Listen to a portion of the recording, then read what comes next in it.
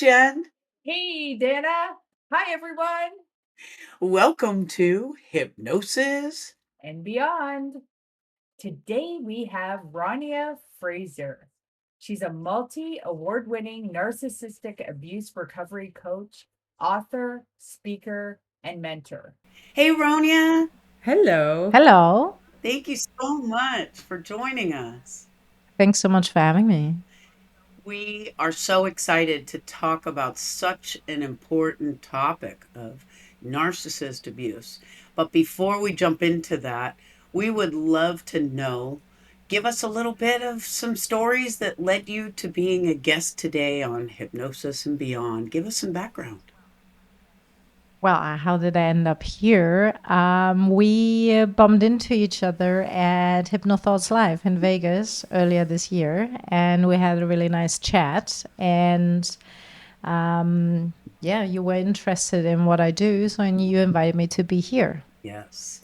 And give us some highlights from your life and your career. How much time you got? Yeah, well, a fun trivia fact about me actually is that I'm a CPA. And if you know how I look like, that's usually where people go like, what are you talking about? But I had a very successful career in finance for 20 years.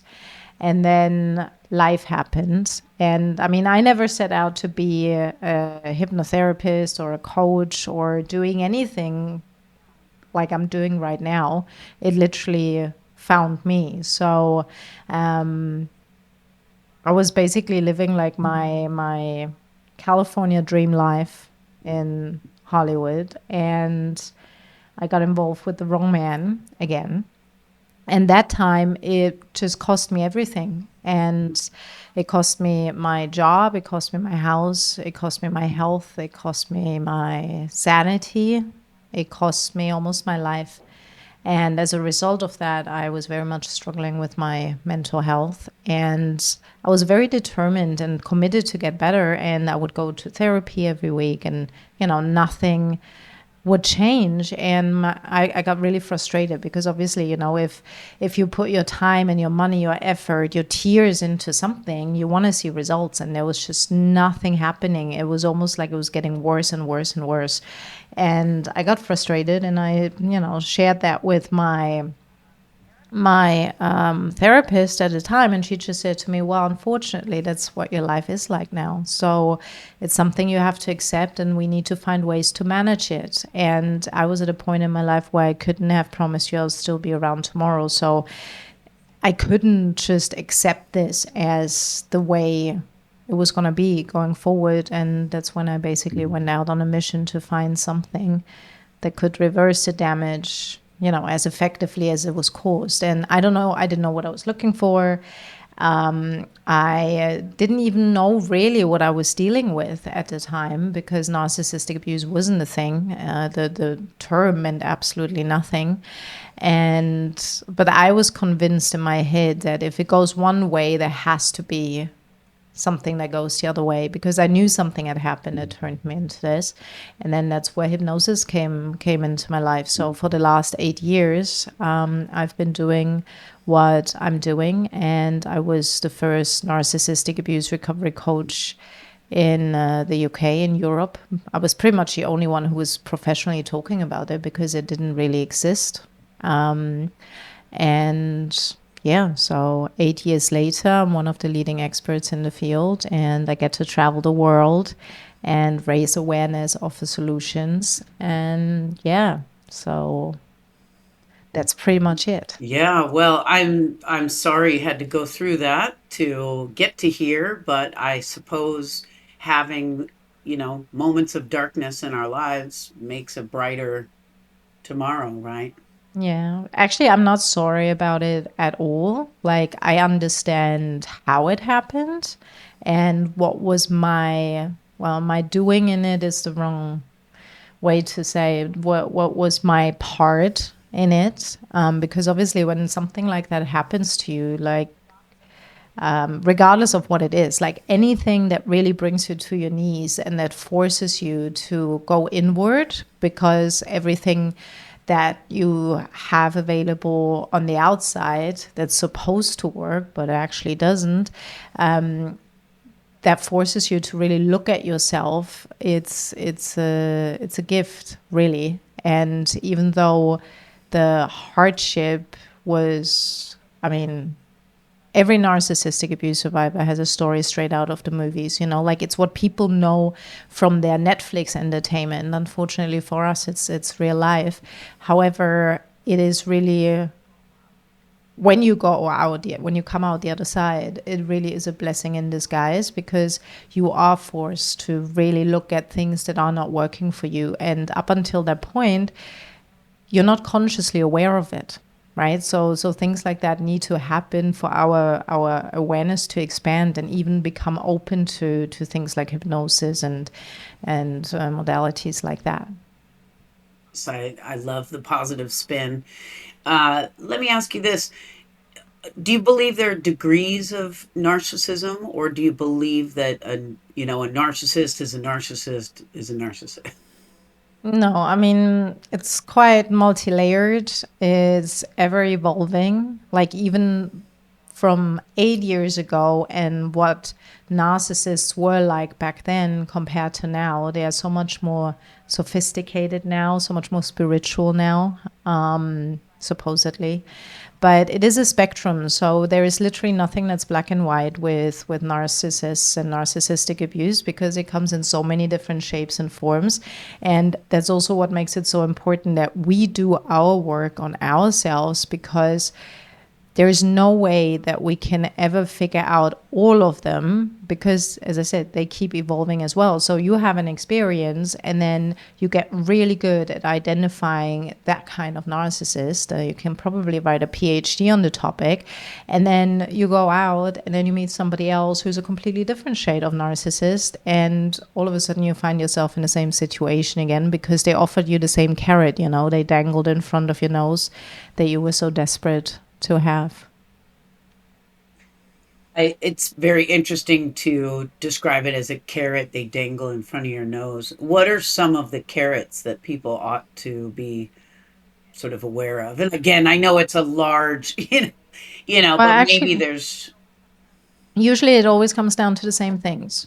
It's usually something around feeling loved, being lovable, being worthy, being seen, being heard, being understood, being worthy, being good enough. I mean, good enough.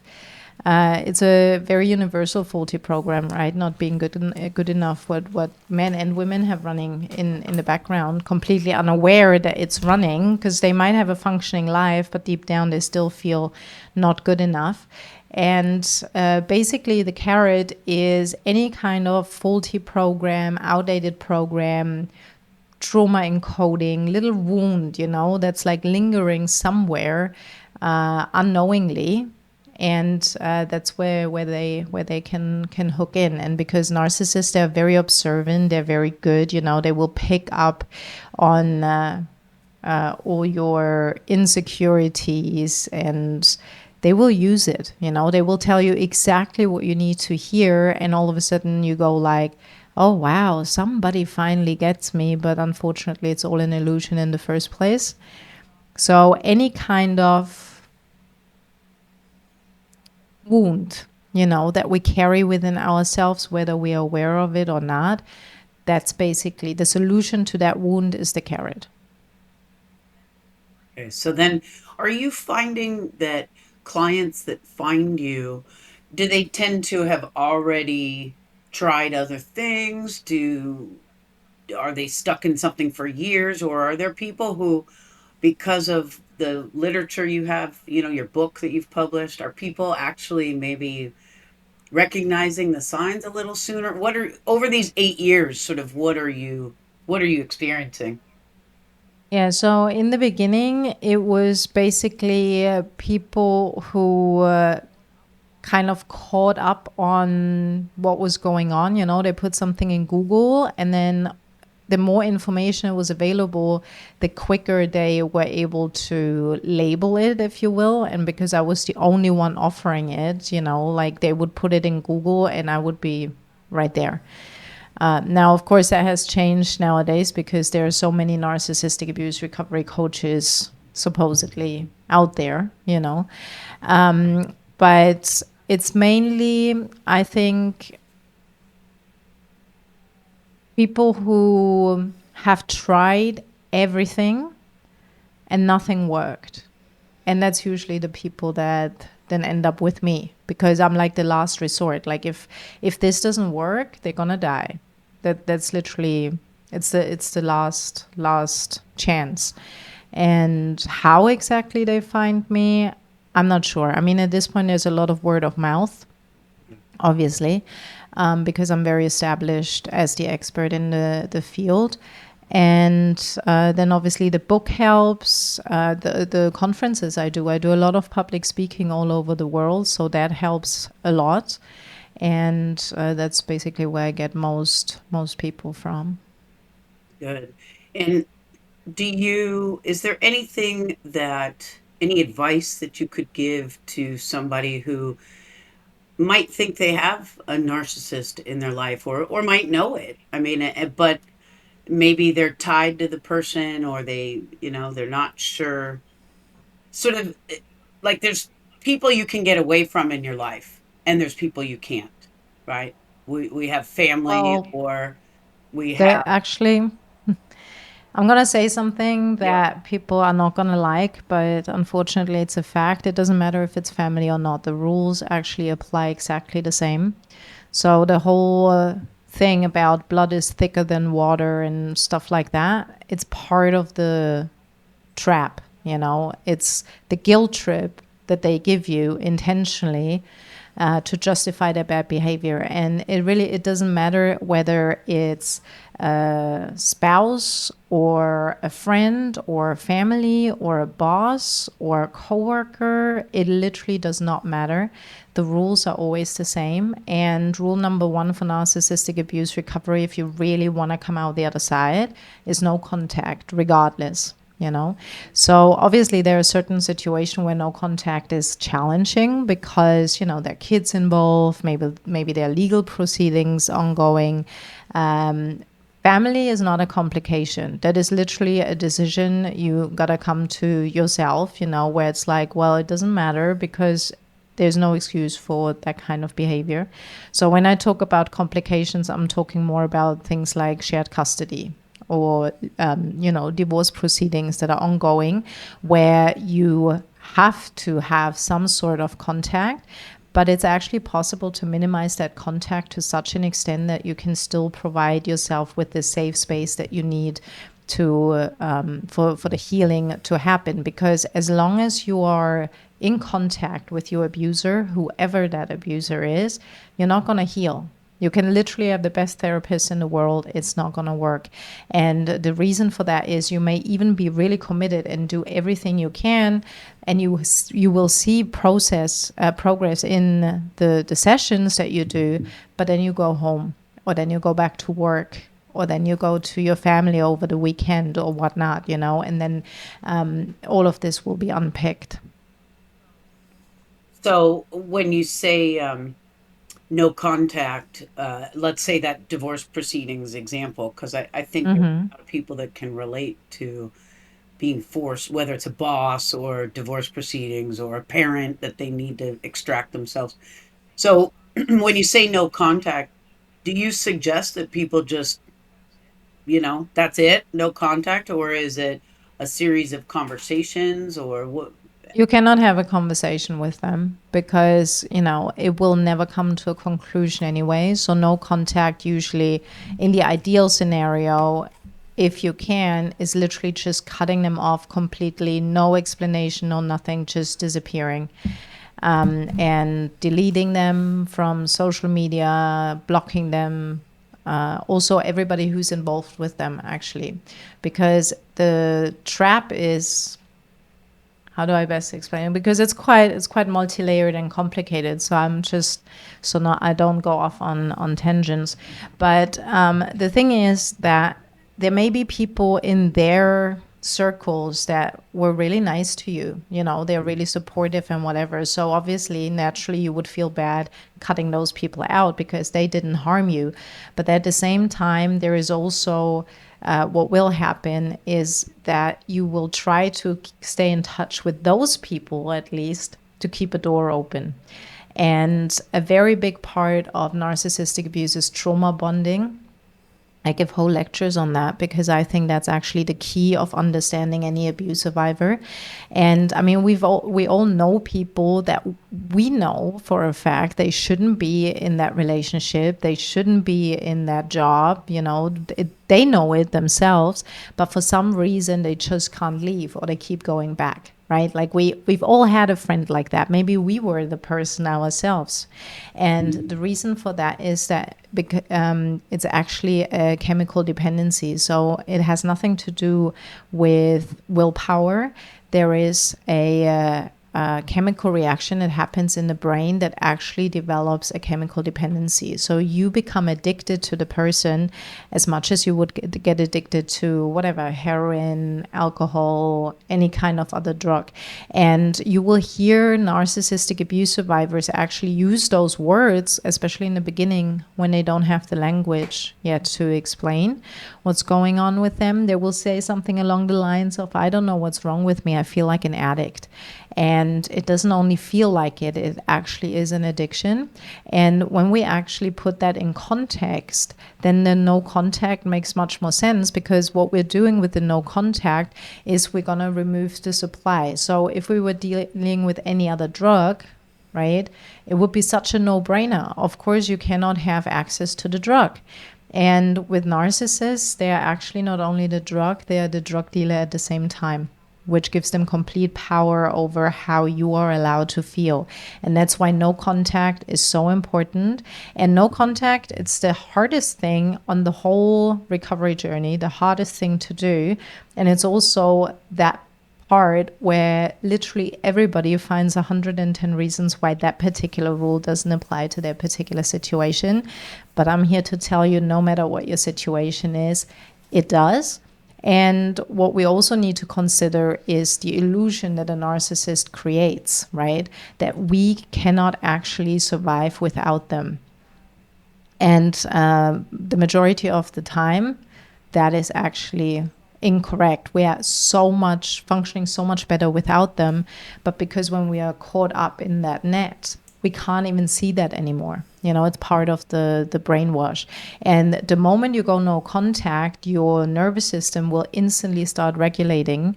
And once your nervous system starts regulating, all of a sudden you have options available again, you know, because before you're only in fight or flight.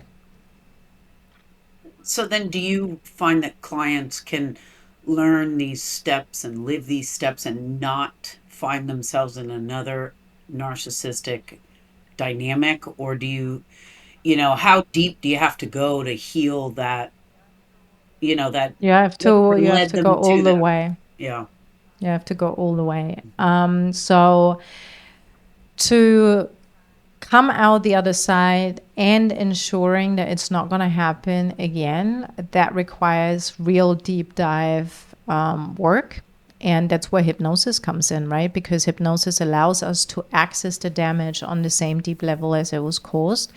And that's, I think, where a lot of the therapies also fall short, because either the traditional therapy doesn't provide the actual tools that we need in that particular situation, or if at least the emotional well-being is stabilized, right, after they come out of the relationship, that's usually what happens. So somebody goes for help, and then maybe if they're lucky, they have somebody who can provide them with tools to stabilize their emotional well-being, so they're somewhat functioning again in their day-to-day life. Because in the beginning, you're not. Like, I couldn't even go grocery shopping anymore. I couldn't leave the house because my anxiety was just so through the roof. So you lose any kind of agency that you had. So if somebody then goes to therapy and at least gets their agency back, that's where then a lot of clients, but then also the therapist thinks, oh, okay, we're done with that, like you're good to go.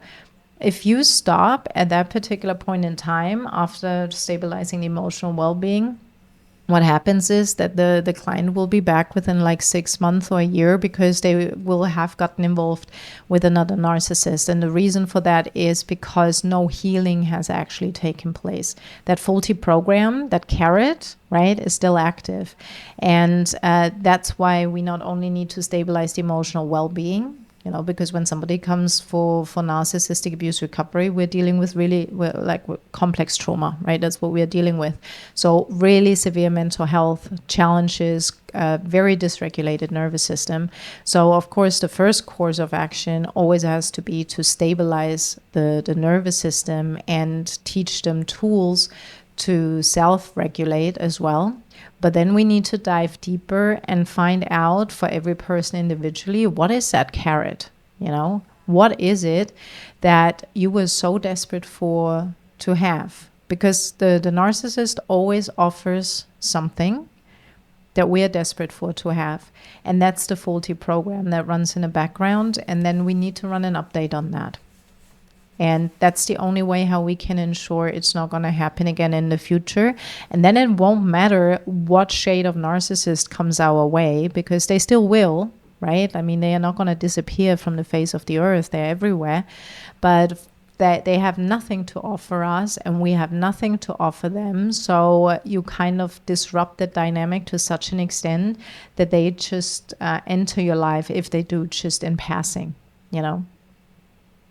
Very good. Well, if you had to make a guess, and do you think there's a certain percentage of the population out there that are narcissists? Or I know it's kind of, you're in that world, so you're maybe experiencing a lot of victims of that, so maybe it might feel like a higher percentage. But you know what I mean? Like, are you able to kind of make a guesstimate of what you think?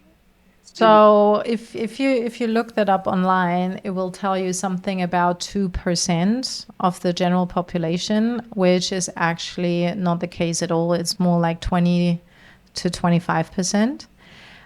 Because when we talk about the 2%, what they talk about is people that are diagnosed with narcissistic personality disorder, right? NPD.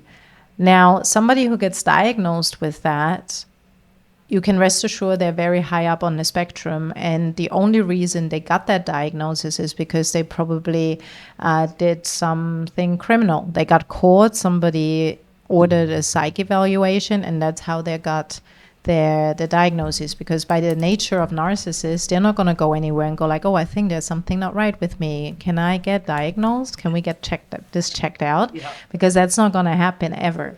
So when we only look at those 2%, whatever that percentage is now, it might have been adjusted by now. That's only people that have an official diagnosis. Most of the narcissists we deal with won't have that. They're literally our neighbors, our work colleagues, our partners, our friends, in our circles. And they fly completely under the radar, but they're exhibiting narcissistic behaviors, narcissistic tendencies, and the damage that's caused is the same.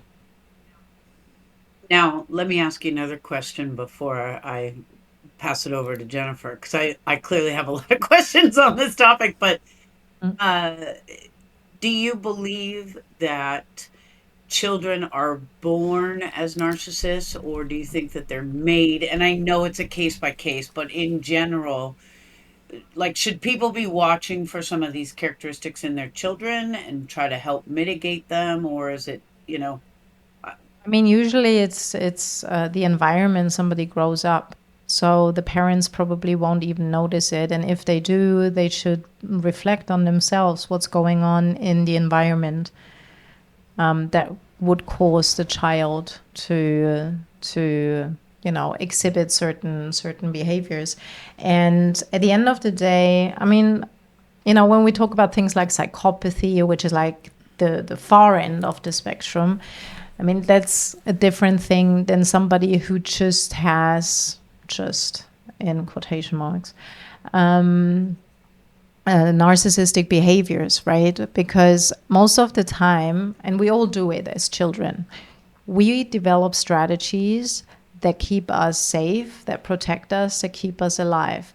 And what you often find in dysfunctional family dynamics, if there are siblings, is that one actually turns out to be an empath and the other one turns out to be narcissistic, like on the spectrum of narcissistic.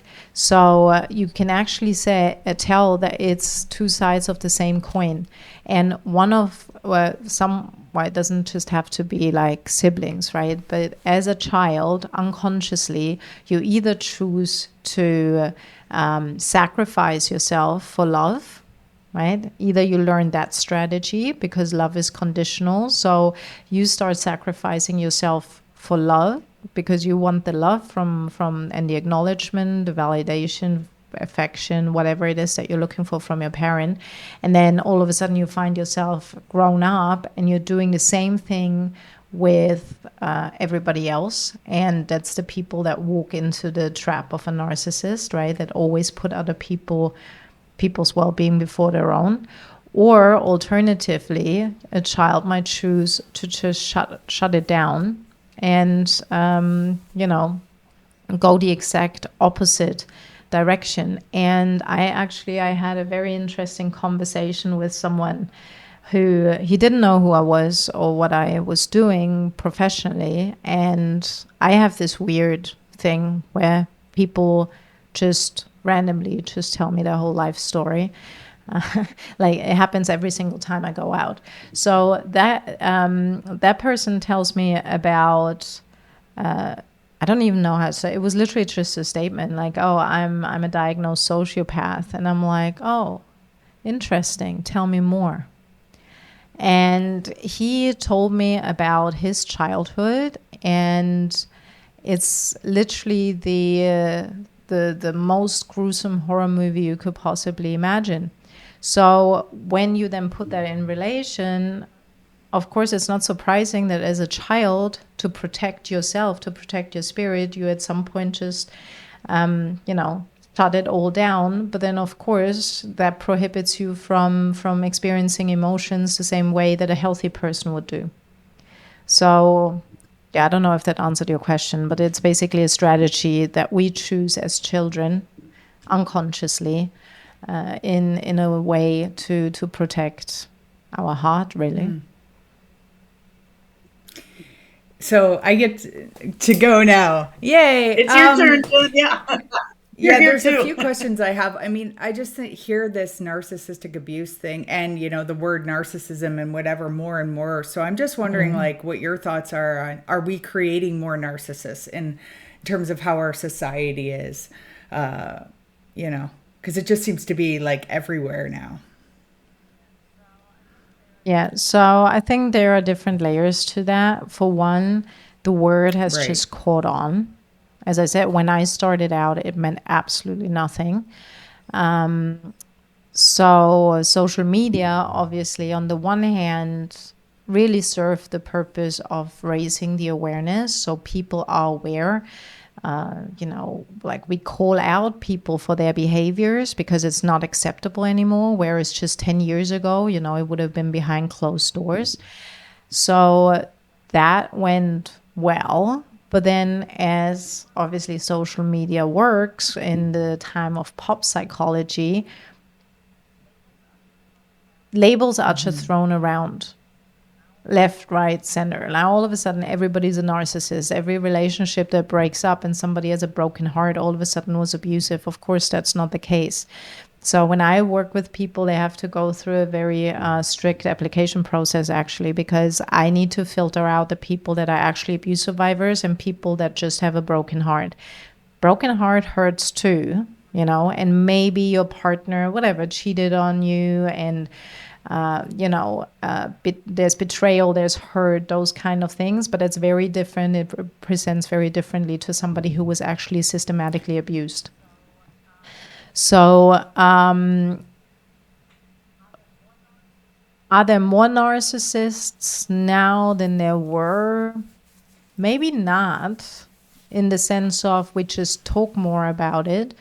But then when you look at, of course, the whole social media culture, and everybody always has a camera in their face, always taking photos of themselves, videoing themselves, that kind of thing, yes. However, that falls in the category of like classical narcissism, which is almost like amateurs. Like once you understand how narcissistic abuse works, and you really, when it clicks and you go like, oh, it's actually not at all the people that I thought that would be, like the classical narcissists that are so full of themselves, that spend all this time in front of the mirror and the whole world revolves around them because they're so amazing. Like those ones literally are the amateurs at this point because they're so easily spotted. You just go like, what are you doing? It's ridiculous.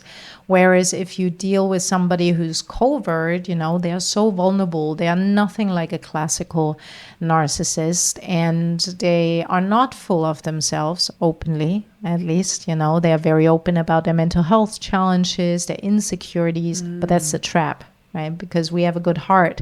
We then end up wanting to save them with all this love we have to give. So are there more narcissists nowadays? Yes and no. Yeah, it's interesting you went through the social media thing, because that's kind of the line I was. So when you are saying that these people are amateurs, the people who are always looking at themselves in the classical narcissist way, could you give us some markers of the kind of narcissist? There's also, that just a quick note on that. There is also no harm done. Right? Like as long as somebody is just full of themselves and likes to look at themselves in the mirror, like it doesn't hurt anybody else. Is it healthy? No, it's not. But no harm is done as long as it's obviously just about them. Well, obviously, they need validation. That's why they do it, right? They need their likes and the acknowledgement and all of that kind of stuff. So there is a lot that should be explored for themselves internally, right? But as long as it's just that, no harm is done. The problem with narcissism is really once it becomes harmful to other people, because at the end of the day, we all have to have some sort of narcissism within us, because we all need a healthy self image. We have to like who we see in the mirror. We have to be confident in our abilities, but it's about the balance. Right. Absolutely. Does that make sense? So if somebody is, I see that sometimes, like, like those stupid Facebook quizzes. How much of an empath or narcissist are you? And then people post like, oh, I'm 1,000,000% empath. I'm like, it's not a good thing. Like it's a scale. And if the scale tips either side, then it's a problem.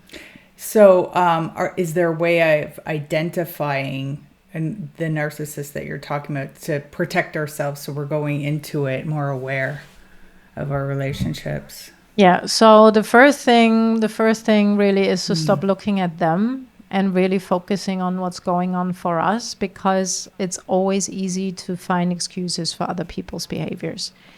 It may be the whole family thing. It may be because they had a bad day at work and that's why they are grumpy now and treating me that way. But poor them, because it must have been a terrible day. It's always easy to find excuses for other people's behavior. Once we actually go inward, there is no denying of what's actually going on there. And everybody knows the red flags anyway. But then we do go there anyway, because maybe we want to prove ourselves wrong, or we are just in denial, So the easiest way, if anybody is questioning whether they're dealing with an actual narcissist or not, is to scan what's going on internally for them. So there are certain things that don't happen when you deal with a healthy, or not even healthy, a harmless person. So for example, I walk on eggshells all the time. If you're dealing with somebody, whether that's a family member or partner or colleague, where you constantly walk on eggshells, that's an indication that you're dealing with a toxic person. Because with the healthy person, that wouldn't happen. With a healthy person, you feel safe in expressing yourself. With a narcissist, you don't have that, because they go hot and cold whenever they want. The mask comes on, the mask comes off. You never know who you're dealing with. And what happens because of that is we really compromise who we are, right? We compromise our values, our wants, our needs, our opinions, because we want to keep that monster at bay, but it never works anyway, because you can't ever do anything right with a narcissist anyway. But the thing is, when we compromise ourselves to such an extent and become very inauthentic in who we are, that's when we get destabilized. And that's where that whole sensation of walking on eggshells comes from. So that's a very strong indication. If you look in the mirror and you don't recognize the person who's looking back at you, that's an indication that you are experiencing identity erosion, which is a big part of narcissistic abuse, because first they put you on this pedestal and you're the most amazing person in the world, which by the way you are. But of course, it's intentionally, because it tickles that wound, like that void that's deep inside. So they tell us everything we need to hear in that particular point in time, and then they start chipping away on it. So everything they loved about you, they all of a sudden despise, and they really go at your identity. Like, one thing that I was told by numerous narcissists when we reached that stage was my Germanness. Being too German, and that's why they need to cheat on me with this other woman who's so much more laid back and so much more fun, and understands jokes, because as a German, I don't, so supposedly things like that. So if you don't recognize yourself in the mirror, that's an indication that there is identity erosion happening. We already talked about I don't know what's going on with me, I feel like an addict. That's an indication for trauma bonding. So there are, another big one is, I think I'm going crazy. If you've ever thought or said that out loud, that's an indication that you've experienced gaslighting. Because with gaslighting, that's another one of those buzzwords, right? Gaslighting, by the way, is not, I overheard that the other day, a table next to me. They were having a disagreement, right? So they were just not on the same page, didn't share the same opinion. And then the woman went like, "Stop gaslighting me." Like, it's not gaslighting when somebody has a different opinion or doesn't agree with you. Gaslighting is actually a form of mental torture, where the abuser distorts the truth or the reality to such an extent that you literally start questioning your sanity. And that one is very dangerous, because it's so subtle, and it probably creeps in with something they say, maybe even in a public context. You're sitting at a table with your friends and you go like, huh? Did they really just say that? But because it doesn't match the character of the person you think you know so well, you kind of like brush it off, like, I must have misheard or something. And it will be things like, I can't believe you said that, I can't believe you did that. And you go like, what are you talking about? Like, I didn't do that, I didn't say that, it doesn't even sound like me. But because you have no reason to distrust that person, because usually it's the person closest to us, right? You take it as the truth. So not only do you start thinking that you're going crazy, then you may speak it out loud. I don't know what's going on. I feel like I'm losing my mind. I'm going crazy. And what are they going to do? They're going to jump onto that narrative, right? Reinforce that narrative. So you think you're going crazy. They tell you you're going crazy. You start acting crazy. Everybody around thinks you're going crazy. And that's how the crazy woman becomes a self-fulfilling prophecy. Obviously applies to men just as much, but the crazy woman has been around since the beginning of time, right? What about, I'm just thinking about people who are, it sounds like what you're talking about, it's almost systematic, intentional behavior. And, sometimes if we've grown up, say, and like I said, people are displaying these kind of characteristics, maybe it's a mental health issue. And then I guess at some point it's like they kind of accept their own behavior, and then like the monster gets bigger. So as far as that goes, this intention, like things like love bombing in a relationship, and are there like certain things romantically that we can look out for? Because you start hearing about a lot of this kind of systematic behavior that happens in the dating world, let's say. Yeah. So, I mean, at the end of the day, it doesn't matter whether it's intentional or not. It's unacceptable. That's it. There's no excuse for abuse, you know? And even if it's somebody who doesn't intentionally, because again, it depends on where on the spectrum they are. If they are higher up, they are much more calculated than somebody who might have developed narcissistic behaviors as a defense mechanism, you know, because of their own insecurities. At the end of the day, it doesn't matter, because the tactics that they're using are the same, and the damage that's caused is the same. And if you, for example, look at pickup artistry, right, that is narcissistic abuse. Like, they are actually teaching boys how to manipulate any woman with like dark psychology and stuff like that. So in that case, it's a taught behavior, but the damage that's caused is exactly the same. And at the end of the day, it's about us and not them. So it doesn't matter why they're doing what they are doing. I actually had that conversation with a friend 2 days ago, where he was like, oh no, but you have to take into consideration, you know, they've probably experienced trauma. And I'm like, yeah, they have, but what's it to me? It's not for me to fix, you know. And if you feel it's for you to fix somebody else's trauma, that's a program that runs in the background that needs an update, you know. So intention or not, at the end of the day, it doesn't matter. The damage that's caused is the same. I just love the idea, though, of going inside. Like, if we all went inside and we did our own work, maybe we wouldn't be here. You know what I mean? We'd all be a lot more aware of our own behavior, and it would be a much more healthy society. But the thing for that is you need self-awareness for that. And when we talk about narcissists, like real narcissists, that's the whole point. They don't have any self-awareness. They don't realize that there is something not right.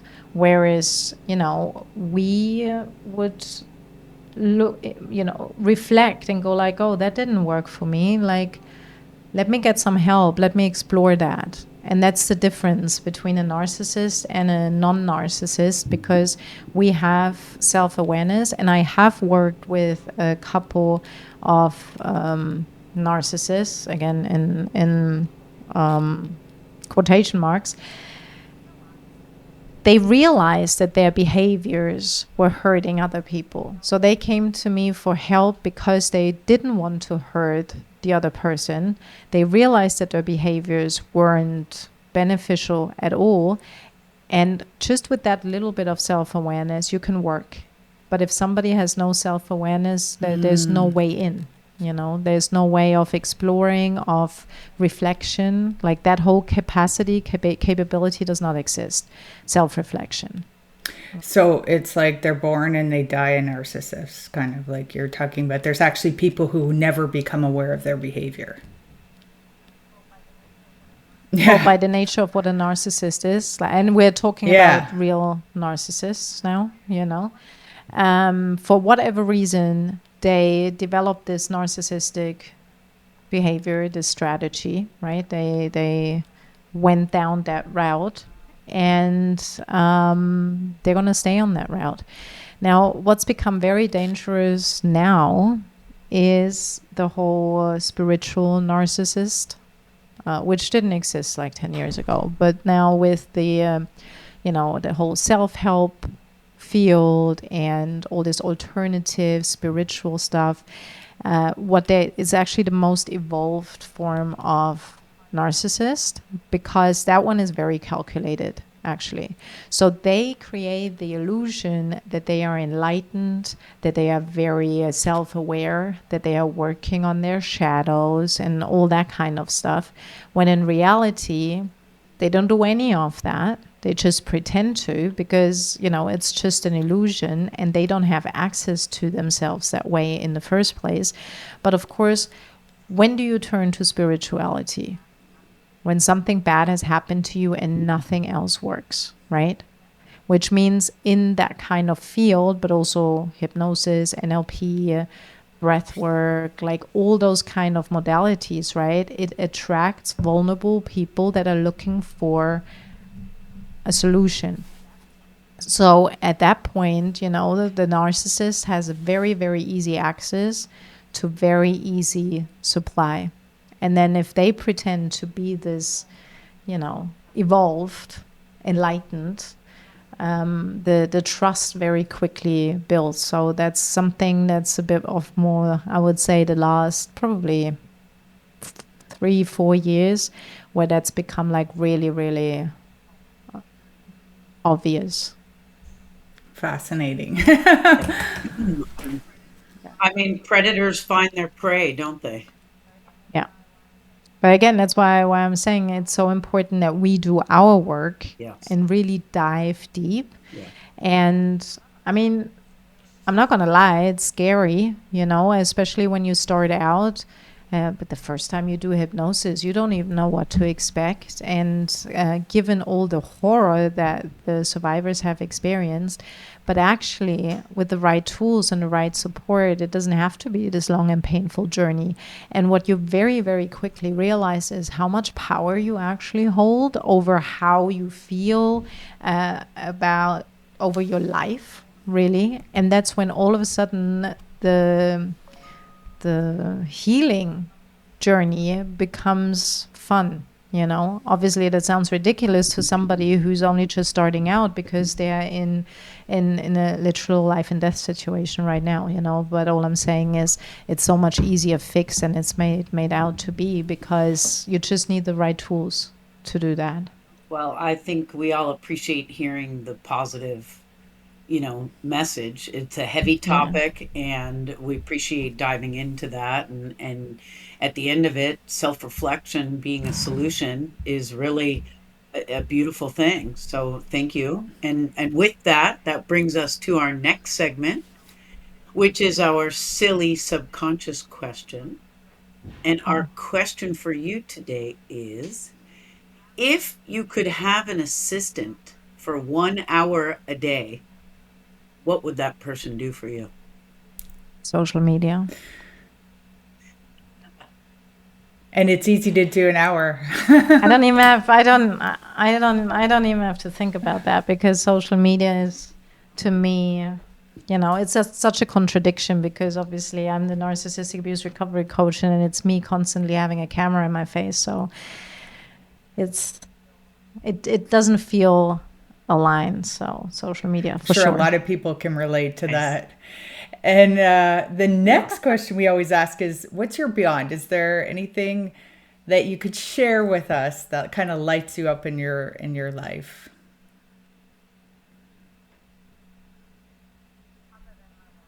Yes. Other than my work, you mean?